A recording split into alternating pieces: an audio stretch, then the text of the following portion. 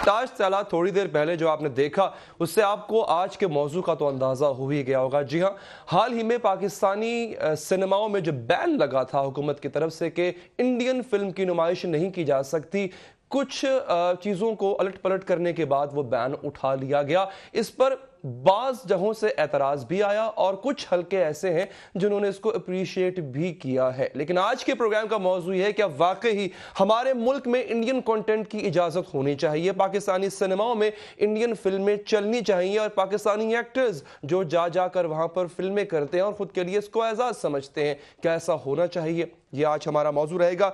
मौजूद मेहमानों से आपका तारुफ करवाता हूं, फिर इंशाअल्लाह आज के प्रोग्राम में कोशिश करेंगे कि कई ऐसी चीज़ें, कई ऐसे उकदे खुलें और कई ऐसे कन्फ्यूजन्स जो हमारे जहन में, हमारे पाकिस्तानी कौम के जहन में है, वो आज के प्रोग्राम के तवज्जुह से दूर हो जाएं। हमें ज्वाइन किया सबसे पहले फोन लाइन पर सीनियर एक्टर, जाना माना नाम पाकिस्तान फिल्म इंडस्ट्री का जनाब जावेद शेख साहब ने। शेख साहब बहुत बहुत शुक्रिया। साथ ही साथ फॉर्मर चेयरमैन ऑफ यूपीए और फिल्म डायरेक्टर जनाब शहजाद नवाज साहब हमारे साथ स्टूडियो में मौजूद है। सर, आपका भी बहुत बहुत शुक्रिया, आपने वक्त निकाला। और नाजरीन, पाकिस्तान का एक और बहुत बड़ा नाम, बल्कि पाकिस्तान से बाहर भी उन्होंने मुल्क का नाम रोशन किया। हाल ही में उनकी एक बहुत बड़े बजट की फिल्म भी रिलीज होने वाली है, जनाब साहिब लोधी साहब, आपका भी बहुत बहुत शुक्रिया, कराची से आप हमारे साथ हैं। और नाजरीन, chairman all Pakistan film exhibitor of association of Pakistan Zurez Lashari साहब ने हमें ज्वाइन किया है। सर, आपका भी बहुत बहुत शुक्रिया। जावेद शेख साहब, सबसे पहले मैं आपकी तरफ आऊँगा, बल्कि उससे पहले अगर आपकी इजाज़त हो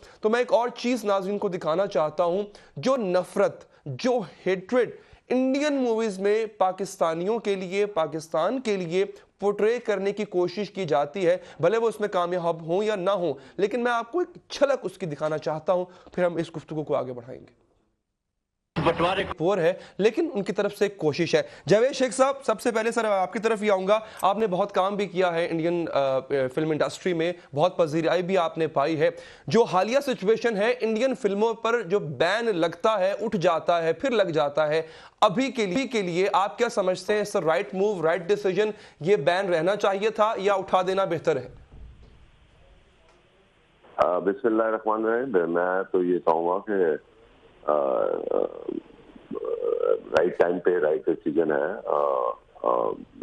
एक अरसा होता है, उन्होंने बैन लगाया था और उसके जवाब में पाकिस्तान में एग्जिबिटर्स ने खुद ही डिसाइड किया कि ये बैन हम लगाते हैं, सेल्फ बैन। तो अब वो दोनों तरफ से मेरे हिसाब से अब दोस्ती का हाथ बढ़ना चाहिए, बातचीत बढ़नी चाहिए, बजाय इसके कि हम पुरानी बातों को याद करें कि उन्होंने क्या कहा था, हमने क्या कहा था। अब उस कहानी को हम दूसरी तरफ लेके जाना चाहते हैं। लड़ाई झगड़े से कोई मसला हल नहीं होता। दोस्ती, प्यार, मोहब्बत से ही हम इन चीज़ों को हल कर सकते हैं। पहले शायद उनके जो डिस्ट्रीब्यूटर्स हैं वहाँ पे उन्होंने मना किया था कि पाकिस्तान को फिल्में नहीं देनी, मगर वहाँ पर भी अब मेरा ख्याल है कि जो ग्रुप्स हैं वो स्प्लिट हो गए हैं और कुछ लोग चाहते हैं कि पाकिस्तान में फिल्म लगे, क्योंकि अगर वो नहीं देते तो उनका भी नुकसान है। हमारा तो है ही है, हमारा एग्जिबिटर्स का नुकसान, मगर वहाँ पर भी उनका भी नुकसान है। मिसाल के तौर पे अब पहले उनकी फिल्म $1 लाख से शुरू हुई थी, जो कि अब $1 मिलियन पे चली गई है। तो मेरा मतलब है कि वो अपना $1 मिलियन जो पाकिस्तान से इस वक्त ले रहे हैं, जो कि 5 मिलियन हो जाएगा आइंदा 2-3 साल में। जावेद शेख साहब, मैं माजरत के साथ, देखिए हम इसके जो इकोनॉमिक इफेक्ट है उस पर जरूर बात करेंगे, लेकिन जैसे कि आपने कहा कि पुरानी बातों को भूल देना चाहिए। सो कॉल्ड सर्जिकल स्ट्राइक का ड्रामा पुरानी बात नहीं है, उरी अटैक पुरानी बात नहीं है, पाकिस्तान के अंदर कुलभूषण यादव का पकड़े जाना और फिर एतराफ करना कि हाँ मैं दहशतगर्दी की कार्रवाई में मुलव्विस था, ये पुरानी बातें नहीं है। हाँ, नहीं, मेरा मतलब है कि उससे और चीजें, या तो फिर आप सारी चीजें बंद कर देना, खाली फिल्मों पे क्यों जोर है? आप पीआईए जो फ्लाइटें जाती हैं, ऑफ कोर्स पीआईए की जो फ्लाइटें जाती हैं उसको बंद कर दे, वीजे बंद कर दे। अपना जो ट्रेड हो रही है इंडिया पाकिस्तान के बीच में, आलू टमाटर वो वैसे आ रहे हैं जा रहे हैं। तो ये मेरा मतलब है कि वाई सारा नजला फिल्मों के ऊपर और आर्टिस्ट के ऊपर। मैं यही बात, आपका यही पॉइंट जावेद शेख साहब, शहजाद साहब की तरफ लेकर चलता हूं। एक आर्गुमेंट जब भी हमारी क्लोज डोर में भी बात होती है सर, वो यही होती है कि या तो फिर आप कंप्लीट शट डाउन करें ना, ट्रेड बंद करें, आप उनसे अपने डिप्लोमेटिक रिलेशंस खत्म करें। आर्टिस्ट एक आसान हदफ है और फिल्म एक आसान हदफ है। थैंक यू, आपने मुझे अपॉर्चुनिटी दी। शेख साहब का पॉइंट अपनी जगह वैलिड है उनके लिए, लेकिन मैं नहीं समझता कि पाकिस्तान की स्पिरिट को या जो सेंटिमेंट है मेजॉरिटी का उसको रिप्रेजेंट करता है। ये बड़ी एलिटिस्ट सोच है और मैं बताता हूँ ये मफरूजे पे कायम है। And I tell you why. Pakistani देखना तो चाहते हैं, बिल्कुल बिल्कुल। अब नंबर ऑफ स्क्रीन्स कितने हैं आपके मुल्क में? 108 में बंद करेंगे, वो टीवीडी पे देख लेंगे। आपने मुझे ना आज आप लाइव इसका स्पेशल ट्रांसमिशन कर लें, मैं 6 घंटे आपके साथ बैठा हूं और मैं 6 घंटे आपको जवाब दूंगा, लेकिन जब मैं कोई अपना प्रेमिस दे रहा हूं मुझे बोलने दीजिए और उसके बाद सवाल कीजिए। ठीक है। पहली चीज ये जो आप कह रहे हैं पाकिस्तानी देखना चाहते हैं, कौन से पाकिस्तानी? आम पाकिस्तानी 1000-1200 रुपए का टिकट अफोर्ड कर सकता है। आपको मिनिमम वेज इस मुल्क में पता है 14,000 रुपए। आप कह रहे हैं कि वो ये एलीट क्लास का सिनेमा है। जिस तरह पूरा मुल्क जो है एजुकेशन हर चीज डिवाइड हो गई है, हेल्थ सिस्टम, आपका सिनेमा और एंटरटेनमेंट भी अमीर को और है गरीब को और है। तो काइंडली इसको इस तरह ब्लैंकेट मत लें, इसको एक ओवरआर्चिंग बात ना करें। सबसे पहली बात यह है कि शेख साहब का पॉइंट वैलिड है कि फिर उनके आलू प्याज भी बंद करो, लेकिन मुझे बताओ कि क्या आलू प्याज खाने से कल्चरली आप सबलिमिनली किसी इंडोक्ट्रिनेशन का निशाना बन सकते हैं? मुझे तो नहीं पता ना, आलू आके मुझसे आके कहेगा मैं तुझे घर में घुस के मारूंगा। वो शायद आलू का मुझे पता ही नहीं है कि वो चाइना में बना हुआ है, कि वो इथोपिया में बना हुआ है या वो मुरीदके में होगा। आप समझते हैं कि कल्चर के यलगार सबसे बड़ा खतरा है आपको? नहीं, खतरा नहीं है, ये होता है। इसमें ये जो आपने दिखाया है, अगर बात शेख साहब की मैं मान लूं कि पुरानी बातें भूल जाएं, तो फिर 1947 भूल जाओ ना। ये मतलब पुरानी चीजों पे ही, पास्ट पे ही तो हिस्ट्री कायम होती है। हिस्ट्री से प्रेसिडेंट सेट होता है। रूल ऑफ लॉ में क्या होता है? आप किसी चीज को कोर्ट में लेके जाते हैं, प्रेसिडेंट्स डिस्कस होती है, जी पहले ये हुआ। तो सर मैं बाकी गेस्ट को भी एंगेज कर लूं, फिर गुफ्तगू चूंकि आगे बढ़ जाएगी। आपका पॉइंट ये आ गया, बल्कि क्लियर कट आपका स्टांस ये है, no Indian movies, no Indian content. No, I am not saying that. All I am saying is decide for once. अच्छा, कि करना क्या है? ठीक है, ये कंफ्यूजन खत्म होना चाहिए। साहिर लोधी साहब, आपकी अपनी एक मूवी आ रही है और वो मूवी हम दुआ करते हैं इंशाल्लाह कामयाब होगी। ये एक आर्गुमेंट दिया जाता है कि इंडियन मूवीज क्योंकि जब सिनेमा में लग रही होती हैं तो पाकिस्तानी मूवी देखने के लिए, क्योंकि टेक्निकली काफी बेहतर है इंडियन मूवी से, हमें मानना पड़ेगा, पाकिस्तानी मूवी की टिकट इतनी नहीं बिकती जितनी इंडियन मूवी की बिकती है। अगर इंडियन मूवी बैन होती है, नहीं चल रही होती, तो लोग पाकिस्तानी मूवी देखते हैं, जिससे रेवेन्यू जनरेट होता है, इन्वेस्टर को भी फायदा होता है, कास्ट को भी, डायरेक्टर को भी फायदा होता है। क्या कहेंगे आप? बिस्मिल्लाहिर्रहमानिर्रहीम। सबसे पहले तो thank you very much for giving me the opportunity.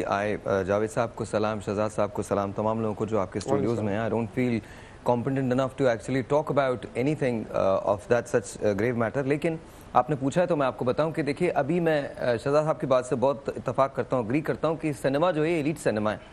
साफ सी बात यह है कि अगर आप एक टिकट 550 रुपये का ले रहे हैं, पंजाब में अब उस पर टैक्स भी लागू कर दिया गया, वो 800 रुपये तक का टिकट हो जाएगा, तो कौन देखने जाएगा? हमारी पिक्चर, फर्ज कीजिए कि मैंने 8 करोड़ रुपए की फिल्म बनाई है, मुझे उसको रिकवर करने में 50% तो सिनेमा लेके चला जाएगा। सी द क्वेश्चन इज, मुझे बहुत दुख हुआ है, बहुत तकलीफ हुई है। आई एम सॉरी, मैंने हमेशा हिंदुस्तान पाकिस्तान की एडवोकेसी की बात की है, but I really got tired of it. मैं कब तक अपने जख्मों को ये सोचता रहूं, ये सोच के बर्दाश्त करता रहूं कि नहीं यार, अब हम दोस्ती का हाथ बढ़ाएंगे, अब हम दोस्ती का हाथ बढ़ाएंगे, अब हम दोस्ती का हाथ बढ़ाएंगे। अगर आप उनके, मैं डेली मॉनिटर करता हूं, every single morning I watch a lot of Indian channels, news channels को देखता हूं जो हेट्रेड फैलाई जाती है। I am really sorry, I am a Pakistani and Pakistan comes first for me. There is nothing else. There's no question about it. This is my country. I'm going to live and die in this country. मेरे लिए बहुत important बात है कि आप मेरे मुल्क के बारे में, मेरे लोगों के बारे में क्या कह रहे हैं। लेकिन ये एक पॉइंट है शेख साहब का, एक सेकंड साहिर, सिर्फ पॉइंट दूंगा आपके लिए, बात करना बस। ये भी आज वादा कर लो सबसे कि आइंदा खड़े होके शाहरुख खान को सलूट नहीं करोगे यार। सर, मैंने कभी नहीं किया। एक्टर को ही कह रहा हूं। नहीं, लोग गलत समझते हैं, बहुत बड़ी फॉलोइंग है। नहीं, बिल्कुल कोई शक बहुत बड़ी फॉलोइंग। एक एक्टर ने खालिबन एक्टर को उसकी रिस्पेक्ट में, मैंने, अच्छा मैं आपको पहले थोड़ी सी मेरी रिक्वेस्ट है, मेरी आपसे एक बात सुन लीजिए। मुझे कभी भी आज तक नहीं समझ में आया, मैं पिछले 11 साल से इस मुल्क में काम कर रहा हूं, आई राइट पोइट्री। इस पिक्चर के अंदर जिसका आप नाम ले रहे हैं, रास्ता, उसमें के उसके गाने मैंने लिखे हैं, उसकी कॉम्पोजिशन के अंदर बहुत बड़ा मेरा हाथ है, उसकी स्टोरी स्क्रिप्ट राइटिंग के अंदर मेरा बहुत बड़ा हाथ है, इसकी डायरेक्शन मैंने दी है। 11 साल अगर मुझे अपने मुल्क में इस बात के लिए स्ट्रगल करना है कि you are going to make sure कि मैं किसी एक शख्स से रिजेंबल करता हूँ। शाहरुख साहब बहुत बड़े आर्टिस्ट हैं, बहुत बड़े मुल्क के आर्टिस्ट हैं, बहुत बड़े मीडिया के आर्टिस्ट हैं, मैं उनसे पर्सनली मिला हूँ और मैं, मुझे कहने में कोई आदमी बहुत एक नफीस इंसान है, बहुत वापस से टॉपिक पे आते हैं और एक सेकंड बड़ी डिफरेंट चीज है। नहीं, मैं टॉपिक पे आ रहा हूँ। सर मुझे बोलने दीजिए, प्लीज बोलने दीजिए। मैं सिर्फ एक बात कहना चाहता हूँ। देखिए, मैं ये समझता हूँ, मुझे बहुत दुख हुआ है, बहुत तकलीफ हुई है। जावेद साहब का पॉइंट बिल्कुल वैलिड है, शहजाद साहब का पॉइंट बिल्कुल वैलिड है। मुझे बहुत दुख हुआ है जब हमने इंडियन सिनेमा को या इंडियन मूवीज़ को इजाज़त दी है। मैं उसकी रीज़न बताता हूँ। चलिए ठीक सर, जब निगार अवार्ड को लॉन्च किया जा रहा था दोबारा 47वीं मरतबा, एक सेकंड मैं ख़त्म कर रहा हूँ जी। जब लॉन्च किया जा रहा था तो मैंने अपना यही पॉइंट रखा था। देखिए, what does it tell about our nation कि हमारे सिनेमा को, पाकिस्तानी सिनेमा को रिवाइवल के लिए अगर बाहर की जरूरत है तो आई एम सॉरी। तो सर आप अच्छी मूवीज बनाएं, ऑब्वियसली जरूरत नहीं पड़ेगी। पेट्रियोटिज्म कहीं ना कहीं पेट्रियोटिज्म आना चाहिए। We are not scared of competition, लेकिन कहीं ना कहीं हम क्वालिटी भी आनी चाहिए ना साहिब साहब। बुरी बनाते हैं, पैट्रियोटिज्म पे फिल्म नहीं बिकती है ना। कौन कहता क्वालिटी नहीं है? आहिस्ता आहिस्ता देखिए आहिस्ता आहिस्ता क्वालिटी आती है। किसने कहा कि नहीं? मेरे सीनियर हैं जावेद साहब, मैं उनको सलाम करता हूं, सलूट करता हूं। वो मेरे साथ जब पिक्चर पे काम करेंगे मैं उनसे बहुत कुछ अच्छा साहब, I'm really sorry, मुझे ब्रेक पे जाना है, लेकिन कुछ नुकात जो आपने उठाए और जो शहजाद साहब ने उसके काउंटर में कुछ आर्गुमेंट हम पब्लिक से, मैं यहाँ पे ऐसा नहीं है कि मैं अपनी सोच मुसल्लत करना चाह रहा हूँ। वो आर्गुमेंट, वो मौक़िफ़ जो आम लोगों से सुनने को मिलता है, मैं कोशिश करूंगा जो एक्सपर्ट्स यहाँ पर बैठे उनके सामने रखूँ, फिर हम डिसाइड कर सके कि क्या करना है। शहजाद साहब ने बहुत अच्छी बात की, डिसाइडेड कर लो फैसला कि आखिर करना क्या, बैन करना है या नहीं करना, दरमियान में मत लटके रहो। वक्फा लेंगे, वक्फे के बाद बात करेंगे। नफरत आमेज मवाद जो है वो दिखाया जाता है अपने लोगों को भी, फिर हमारे लोगों के पास भी वो डीवीडीज या इंटरनेट के जरिए पहुंच जाता है। भारतीय मीडिया किस तरह पोर्ट्रे करता है और जब हमारे एक्टर्स वहां पर जाकर जो काम करते हैं उनसे कैसे कैसे सवालात करता है। जरा देखिए कि आतिफ असलम के साथ क्या हुआ। हिंदी फिल्मों में आप काम करते हैं, जैसे पीके में हम लोग कहते हैं हिंदी फिल्म निर्माता कि पाकिस्तानी बड़े गद्दार होते हैं, हम पाकिस्तान को बहुत गालियां देते हैं अपनी फिल्मों में। उस वक्त आप वो देखते तो कैसा महसूस करते हैं अपने दुश्मन देश के साथ बैठ के अपने देश के लिए गाली खाना? देखिए, बिल्कुल ऐसा ही महसूस होता होगा जैसे आप लोग जब देखते हैं और उधर से गालियां आपको पड़ रही होती हैं। आपको यहाँ से पैसे भी मिलते हैं, आपको यहाँ से नाम भी मिलता है, लेकिन क्या लगता है आपको अपने देश के लिए गाली खाना कैसा लगता है? मतलब ठीक लगता है, बर्दाश्त कर पाते हैं? पैसे लेके अपने देश के लिए गाली खाना कैसा, ये एक ऐसा सवाल है जिसका मेरे पास कोई जवाब। शाह साहब इस पे जमा खाता रखिएगा। सर मैं लाशारी साहब को जरा लूप में ले लूं, फिर इस पे आपका आर्गुमेंट, और मैं समझता हूं जावेद शेख साहब भी इस पे जो है वो अपनी बात करेंगे और साहिर साहब भी। लाशारी साहब, इकोनॉमिक रेप्रिकॉशंस जो हो रही हैं, जो माशी एक मसाइल जो आपको पैदा हो रहे हैं इंडियन फिल्म्स बैन होने से, मैं चाहूंगा जरा आप क्विकली ब्रीफली उसको एक्सप्लेन कर दें कि मसला क्या पैदा हो रहा है आपको। जी, मसला सिर्फ सिनेमा ओनर्स को नहीं पैदा हो रहा, ये पूरी इंडस्ट्री को है, जिसमें फिल्म प्रोड्यूसर्स भी हैं, डायरेक्टर्स भी हैं, डिस्ट्रीब्यूटर्स भी हैं। कुछ ये सारा चेन एक मुंसलिक है आपस में, क्योंकि आज से 5 साल पहले पाकिस्तान में 0 फिल्में बन रही थी उर्दू की, 0 एक्चुअल 0। पिछले साल 29 बनी हैं। वो क्यों बनी हैं? क्योंकि नए सिनेमा बने, ठीक है, और उस नए सिनेमा बनने की वजह क्या थी कि हमें कंटेंट मिल रहा था, लोकल भी और इंडियन कंटेंट। जब तक ये आपको सप्लाई नहीं मिलेगी ये प्रोडक्ट चल नहीं पाएगा। यहाँ तो आप डिसाइड कर लें कि जी इस मुल्क में हमने 40 साल ट्राई कर लिया, 65 के बाद एक कि जी हमने इंडियन कंटेंट नहीं चलाना, 1200 सिनेमा से टूट के हम 100 पे आ गए।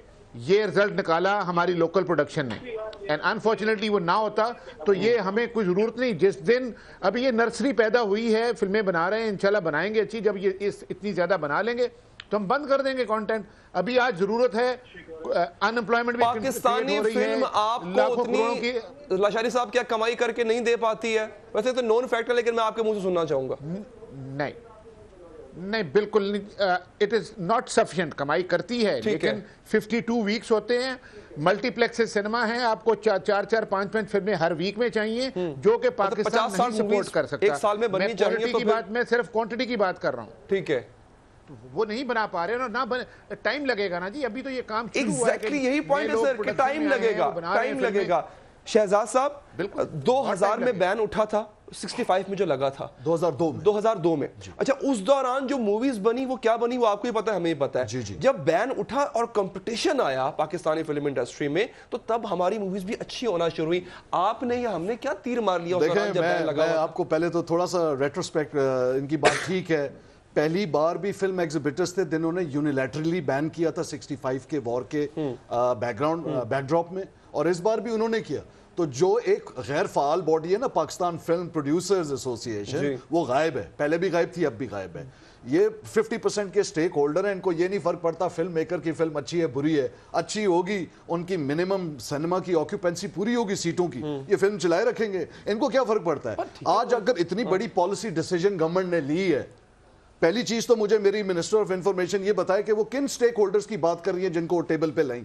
मुझे तो नहीं पता, मेरे कोई जानने वाले, या मैं तो नहीं था। एक second, he does not represent, neither do I represent the entirety, but I should have been informed. मैंने 2013 में फिल्म बनाई है यार, इसलिए नहीं बनाई कि मुल्क में सिनीप्लेक्स आया है। आई एम सॉरी, देखें आपको समझना पड़ेगा। मैं आपको बताता हूं 2002 का मेरी नजर में बैन उठा इसलिए था कि उस वक्त मुशर्रफ साहब की कश्मीर 5 पॉइंट एजेंडा की ट्रैक 2 डिप्लोमेसी हो रही थी, इस वजह से वो फिल्म इंडिया में भी जाके चली। आप रेसिप्रोकल क्यों नहीं करते ट्रेड को? और अगर मेरी मिनिस्टर इंफॉर्मेशन ने ये बयान दिया है कि ये बैन हमारी कमेटी की सिफारिशात की वजह से हमने इसलिए उठाया है कि इससे लोकल इंडस्ट्री को फायदा होगा, अगर यही बात है, इससे अगर किसी और को रेवेन्यू दे के आप एग्जिबिट करके उसको स्लेट दे के, जब तक हम फिल्म बनाए ना बनाए, पहली बात यह कि ये एग्जिबिटर्स ने बैन इसलिए उठवाए थे इंडियन फिल्म्स के पीछे, और क्या फिल्में नहीं है दुनिया में। मैं ये कह रहा हूं, और वो कह रहा है जाओ मैं तुम्हें फिल्में नहीं देता। अभी आतिफ असलम का आपने दिखाया है, मुझे नहीं पता, मैं उसकी जगह होता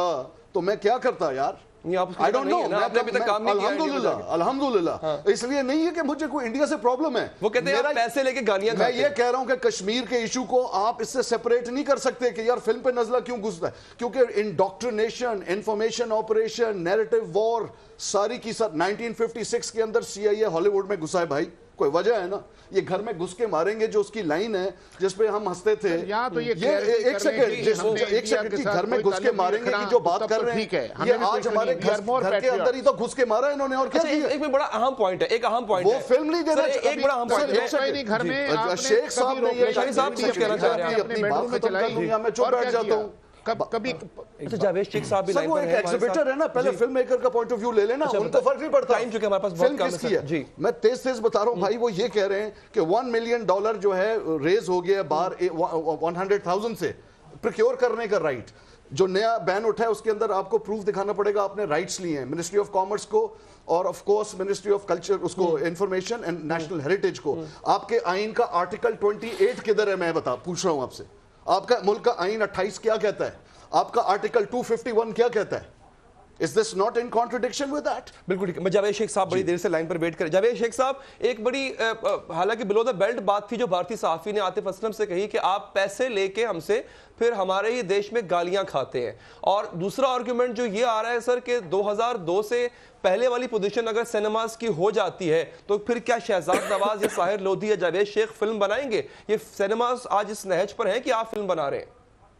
नहीं बना सकते, नहीं बना सकेंगे। पहली बात तो ये है, देखो हम खुद, मैं पैट्रियोटिक हूँ, मैं पाकिस्तानी हूँ, अल्हम्दुलिल्लाह मुसलमान हूँ और इस मुल्क का शहरी हूँ, जहाँ काम करता हूँ इज्जत के साथ करता हूँ, मगर हर बंदे का अपना अपना एक पॉइंट ऑफ व्यू है। जो शहजाद साहब बात कर रहे हैं उनका पॉइंट ऑफ व्यू अपना है, अलग है, अच्छा है, वो जो कि हमको समझ नहीं है वो उनको समझ है। आर्टिकल 28, 31 फलाना, ये बाखुदा हमें बिल्कुल इसके बारे में नहीं पता कि वो क्या कहता है, मगर as a filmmaker, as an actor, मैं सिर्फ चाहता हूँ, और अगर ये जैसे शहजाद ने और साहिर ने दोनों ने कहा कि ये मिडिल क्लास लोगों के लिए फिल्म इंडस्ट्री है और वो लोग जाके फिल्म देखते हैं, मान लिया मिडिल क्लास के लिए है। एक वक्त आएगा कि वो जो नॉर्मल जो लोग हैं वो भी फिल्म देखे ताकि उनको 200 रुपए का टिकट मिले, 800 रुपए का, तो मिलता है, मगर उस सर्किट पे ये फिल्में नहीं चलती भाई पूरी दुनिया में। मैं आपको लाहौर के उन इलाकों में आप बेहतर जानते हैं मुझसे। जी शेख साहब, जी बात कर लें। बात ये है कि देखो 800 रुपए का टिकट वो है, अब जब ये 16 शो होते हैं ना दिन में एक फिल्म के, और मैं एक और दूसरा पॉइंट ऑफ, मैं तो अपना एक पॉइंट मेरा है, बाकी मैंने आपको कहा ये हुकूमतों का वो है, इन्होंने डिसाइड करना है कि भाई आया इससे हमें क्या नुकसान है। पॉइंट ऑफ व्यू जो शहजाद ने दिया वो अपनी जगह वैलिड है, जो साहिर दे रहा वो अपनी जगह वैलिड है, मेरा पॉइंट अपनी जगह वैलिड है। मैं कह रहा हूं कि अगर ये काम करना है तो सारे काम लीगल तरीके से करें ताकि 4 पैसे वो भी कमाएं, 4 पैसे। अच्छा, मिसाल के तौर पे आप ये फिल्म नहीं लगाते जी, तो मुझे पहले बताएं कि ये पिछले 65 साल से जो हिंदुस्तान की फिल्में डीवीडी 150 रुपए में मिल रही है, ये किसने रोक दिया पाकिस्तान में? अगर आप इतने आप उस डीवीडी पे बैन लगाए, पायरेटेड मूवीज पे बैन लगाए। अरे सुनना नहीं सुने सर, वो उसको तो कोई चेक करने वाला नहीं है। कम से कम इसमें तो ये है कि ये फिल्में जो हैं वो सेंसर होके आती हैं, और जिसमें एंटी पाकिस्तानी कोई भी स्टांस होगा वो पिक्चर पाकिस्तान के सिनेमा में नहीं लगेगी। ठीक है सर, मुझे जावेद शेख साहब, मुझे क्विक ब्रेक पे जाना है। आपका आर्गुमेंट मैं यहीं से शुरू करूंगा जहां पे आपकी बात चल रही है। I am really sorry, I have to cut you here. Quick लूंगा, फिर उसके बाद साहिर साहब से ही पूछूंगा। और बड़ा एक जो दूसरी जो एक आर्गुमेंट हमें इसके मुखालफत में मिलता है वो ये कल्चरल इन्वेजन, जिसकी आगाज में बात की, क्योंकि ये टॉपिक जो है दूसरे सेगमेंट में आना था। लेकिन ये बात जरूर करेंगे, कल्चरल इन्वेजन किस तरह हो पाती है, और अब तक जो इंडियन कंटेंट हम डीवीडीज पर, वीसीआर पे की कैसेट्स पर देखते आ रहे हैं, कितना कल्चरल चेंज आ चुका है हमारे माशरे में इस वजह से। ब्रेक के बाद मुझे लगता है कि ये पॉलिटिक्स नहीं है, ये देश के इमोशंस हैं। तो आर्टिस्ट कोई खुदा नहीं है, कोई दूसरे प्लेनेट से नहीं आया हुआ है, वो पहले देश का बंदा है, उसके बाद बाकी चीजें होती हैं। मैं इसके पूरे खिलाफ हूँ कि पाकिस्तान का कोई भी आर्टिस्ट, क्या कोई भी बाशिंदा वहां का, उसको इस कंट्री में पैर रखने देना नहीं चाहिए। ये साहब भारतीय सेंसर बोर्ड के मेंबर हैं। वो आर्टिस्ट तो दूर की बात, वो आप में से, हम में से किसी को नहीं चाहते कि उनके मुल्क में हम घुसे। साहिर साहब, सर आपसे मेरा सवाल ये है, हमने ब्रेक से पहले एस्टैब्लिश किया था कि कल्चर पे बात करेंगे। कल्चरल इन्वेजन किस तरह होती है?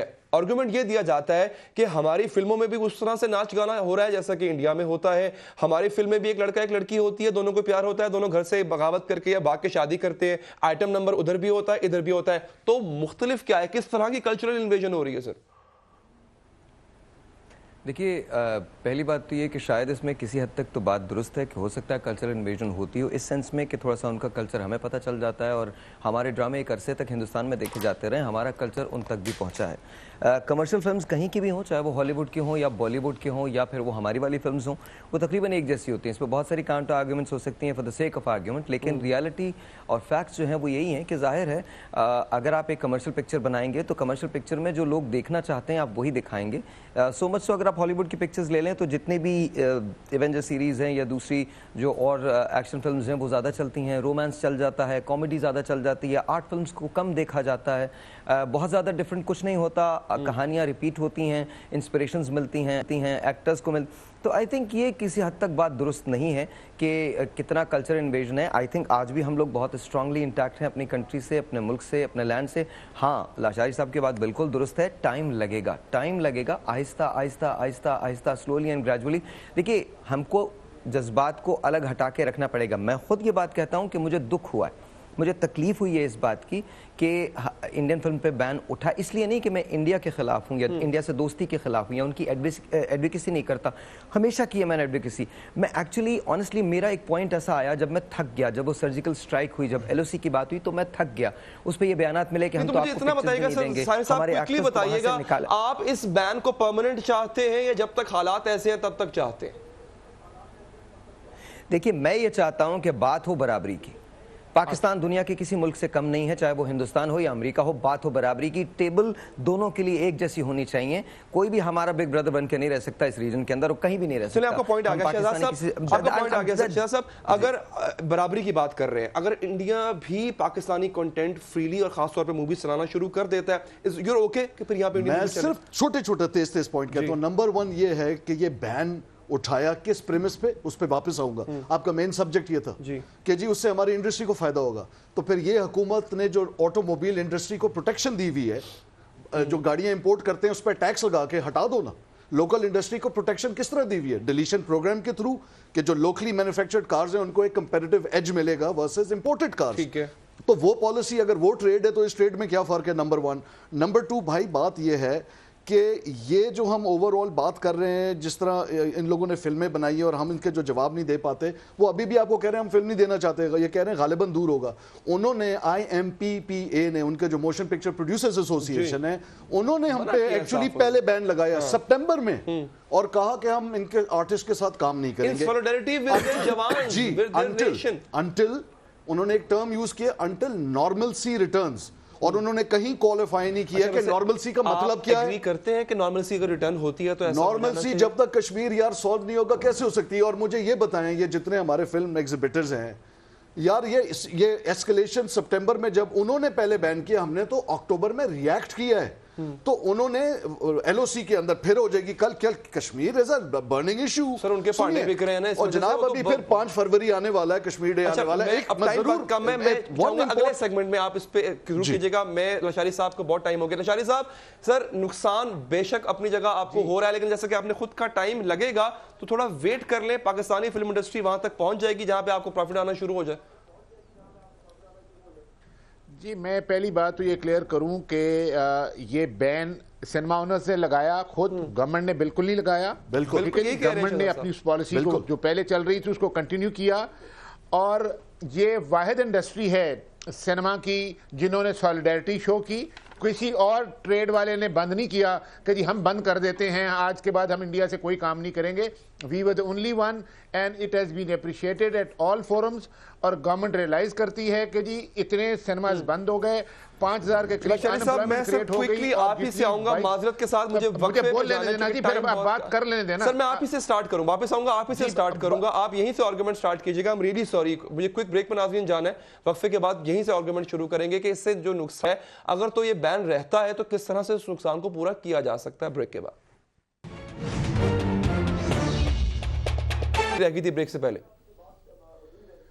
जी, मैं ये कहना चाह रहा हूं कि अगर तो हमने इस मुल्क में सिनेमा फिल्म इंडस्ट्री रखनी है तो आपको और सिनेमा बनाने हैं। जब तक ज़्यादा सिनेमा नहीं बनेंगे पाकिस्तानी फिल्में इतना पैसा नहीं बना पाएंगी। पहले सिनेमा बनेंगे फिर फिल्में बनेंगी। और अगर एज ए पॉलिसी डिसीजन ये है कि जी इस मुल्क में तो फिल्म बनाना और सिनेमा बनाना जायज़ नहीं है, ठीक नहीं है, तो फिर सारा कुछ बंद कर देते हैं। जहाँ से हमने नए लोगों ने बिलियंस ऑफ रुपीज़ इन्वेस्ट किए, अभी कोई 22 बिलियन की इन्वेस्टमेंट हो रही है जिसमें कि नए सिनेमा चीज़ें बननी है, वो सब कुछ बंद कर देते हैं। अगर वो इमोशनल एस्पेक्ट है कि जी कश्मीर पहले हल होगा तो फिर तब कर लें सब कुछ उनके साथ ताल्लुक बंद कर लें, ना वहाँ से हवा भी आए जाए ना धूप आए जाए, सब कुछ ही बंद कर लेते हैं। चलिए ठीक है सर, आपका पॉइंट आ गया। के रिश्तों में डिफरेंस, आपका पॉइंट आ गया सर, लशारी साहब का पॉइंट आ गया सर। दो सवाल जब तक पाकिस्तानी फिल्में इतनी नहीं बनेंगी तब तक गुजारा नहीं होगा। बिल्कुल, दो सवाल सर मैं कर दूं आपसे। एक तो जो उन्होंने बात की कि और ये सवाल कि 2002 से पहले की सिनेमा पोजीशन अगर पाकिस्तान में हो तो क्या शहजाद नवाज मूवी बनाएंगे? एक दूसरी ये, ईरान में बहुत देखी जाती है इंडियन मूवीज, आपको पता होगा इसका, लेकिन ईरानी सिनेमा बजाते खुदा प्रॉस्परस है कि वो ऑस्कर तक पहुंच जाते हैं। देखिए ये नैरेटिव के ऊपर बात चली जाएगी। मैं लशारी साहब से बिल्कुल एग्री करता हूं, लेकिन सिर्फ इंडिया एक वाहिद मुल्क नहीं है। उर्दू वन जब पाकिस्तान में है उसने डब कंटेंट किया यार। हम इंडिया की बेसिस पे बिजनेस कर क्यों रहे हैं, मेरा सवाल ये है। जहां तक देखिए मैं रियल डिमांड है ना, आवाम देखती है, सर लेट करती है, लैंग्वेज एक है, वो तो कल्चर में सिमिलरिटीज है। ऑप्टिकल पायरेसी 27% पाकिस्तान कंट्रीब्यूट कर रहा था, ठीक है जी, ये डाटा है आईपीओ का।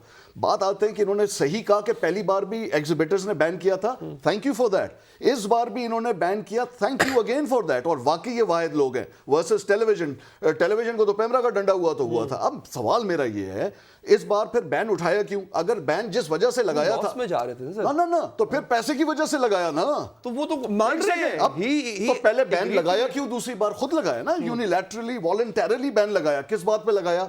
इन रिएक्शन टू इंडियन। क्या उन्होंने बैन उठा लिया? मुझे कोई एतराज नहीं है मेरी तरफ से। रोज इंडियन देखिए एक मिनट सर, बड़ा लॉजिक, आपकी फिल्म भारत में चले ना चले भारतीय इंडस्ट्री को कोई फर्क नहीं पड़ता, कोई फर्क नहीं पड़ता। आपको पड़ता है सर, आपकी अगर इंडियन मूवी नहीं चलेगी सिनेमा बंद होगा। ये सारी हम डिबेट कर क्यों रहे हैं? पाकिस्तान की कल्चरल पॉलिसी नहीं है इसलिए। 1995 के अंदर पहली कल्चरल पॉलिसी आई थी। आप जर्नलिस्ट हैं, आपने कभी उसका ड्राफ्ट पढ़ा है?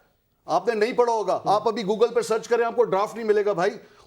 वो जिस हुकूमत ने मिनिस्ट्री ऑफ कल्चर पाकिस्तान में इंट्रोड्यूस कराई थी, उसकी लास्ट गवर्नमेंट में 1.5 साल तक कल्चरल मिनिस्टर नहीं था इस मुल्क में। कल्चरल पॉलिसी नहीं, इंडियन कंटेंट नहीं चलेगा। ये तो एड हॉक है। मैं ये नहीं कह रहा, मैं कह रहा हूं डिसाइड कर लो, अंडर द एम्बेट ऑफ लॉ कर लो ना। रेसिप्रोकल क्यों नहीं होता ट्रेड? मैं साहिल साहब की तरफ जाता हूं। If it's a trade then import and export minute रह गया मेरे पास, ठीक है। और फिर पाकिस्तान की फिल्म अच्छी नहीं है, मैं नहीं कह रहा हम नहीं अच्छी बनाते यार। ओ भाई एक शो के बाद उतार देना। मैं ये थोड़ी मैंडेट कर रहा हूं कि तुम हमारे दोबारा नहीं बनाएंगे ना। फिर आप कैसे इंडिया की बात कर रहा हूं? और यार यहां पे भी यहां वाले कौन से साहिल साहब की तरफ मैं चला जाऊं कि वक्त बहुत कम है, मनी मेकिंग प्रॉफिट साथ नहीं है हमारे सर। लेकिन देखिए मुद्दा वही आ जाता है यहां पे। लशारी साहब मैं आपकी तरफ आता हूं सर कि सॉलिडेरिटी में बड़ा पॉइंट है इनका वैलिड शहजाद साहब का, आपने मूवी पे खुद वॉलंटरली बैन लगाया इन सॉलिडेरिटी विद योर नेशन, जो कुछ इंडिया की तरफ से हुआ, और अब आप बैन इसलिए उठा रहे हैं कि आपको पैसा चाहिए।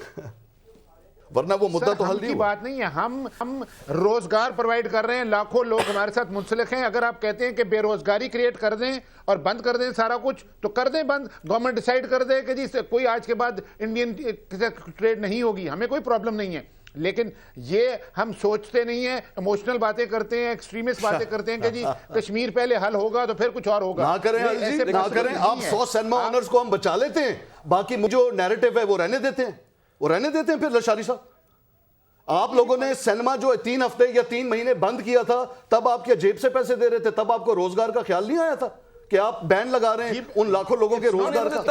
तब आपने बैन लगाया। ये भी सब इमोशनल रेटरिक है यार। 70% फुटफॉल ड्रॉप कर गया, और जो 6 पाकिस्तानी फिल्में आई हैं इंतहाई फ्लॉप। तो मान लेना कि इंडियन कंटेंट की वजह से आप लोग मल्टीप्लेक्स के बिजनेस में आए हैं। वो तो एग्री कर रहे हैं। कैसे इसको चलाएंगे इंडस्ट्री को? तो इंडस्ट्री को चलाना तो ऐसे या तो बंद करना है ना जी, आपने वापस जाना है कि जी हमने ये सारा कुछ बंद करना है। कोई प्रोडक्ट कौन कह रहा है बंद करो? सब पब्लिक डिमांड है, लोग देखना चाहते हैं, आप सिनेमा में नहीं दिखाएंगे, वो टॉरेंट से डाउनलोड कर लेंगे, वो एब्सोल्युटली। और फ्यूचर यही है, बिल्कुल। कल्चरल पॉलिसी नहीं है ना, मेरा क्या रोना है? कल्चरल पॉलिसी नहीं है, डायरेक्टिव नहीं है। लशारी साहब का अपना व्यू है, ये इन्वेस्ट करके बैठे, इनका रोना जायज है और इन जैसों का रोना जायज है। ठीक है sir, He's got a point of view। वक्त बिल्कुल खत्म हो गया। My point is कि मैंने भी फिल्म बनाई है, कि मैंने ये सोच के तो नहीं बनाई कि मल्टीप्लेक्स से मुल्क के अंदर। No, no, I mean, you're entitled to your point of view, but that means I am done with the time। आपका बहुत बहुत शुक्रिया शाह साहब, बहुत बहुत शुक्रिया, आपने वक्त निकाला, बल्कि पेशेंस से हमारी बातें भी सुनी।